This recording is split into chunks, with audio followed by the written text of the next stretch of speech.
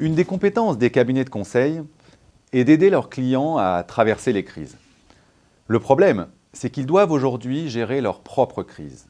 Des crises en cascade, des crises de plus en plus rapprochées, alors même que les périodes de rebond sont de moins en moins prononcées. Un coup d'œil à ce graphique suffit pour prendre la mesure de ces bouleversements des cycles de croissance. Entre le choc de 1993 et celui de 2002-2003, les consultants ont profité, dans le sillage d'une économie hexagonale très dynamique, de 9 années de très forte croissance. Regardez le chiffre d'affaires de la profession.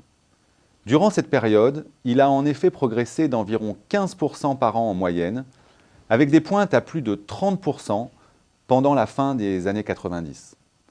Mais depuis, le temps s'est accéléré. La crise de 2009 a ainsi mis un terme à seulement 5 années de croissance.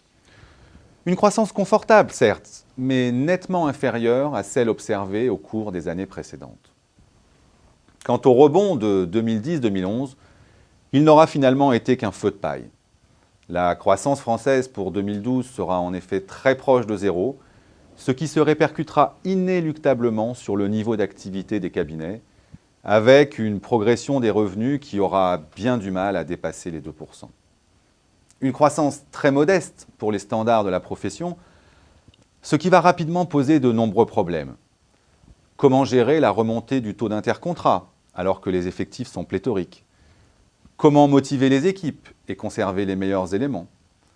Comment continuer d'attirer les collaborateurs de valeur? Comment éviter la lutte par les prix?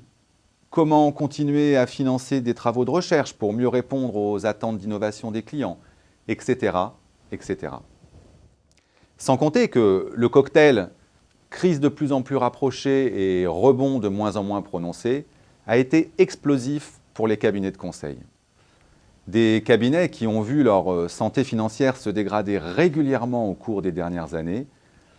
Leur taux de marge opérationnelle, je veux parler ici du ratio excédent brut d'exploitation sur chiffre d'affaires, a ainsi perdu plus de 10 points depuis le début des années 2000. Les professionnels du conseil vont donc devoir affronter une nouvelle dégradation de leur environnement avec des marges de manœuvre réduites à peau de chagrin. Autrement dit, eux qui ont pour mission d'accroître la rentabilité des entreprises vont très rapidement devoir améliorer la leur.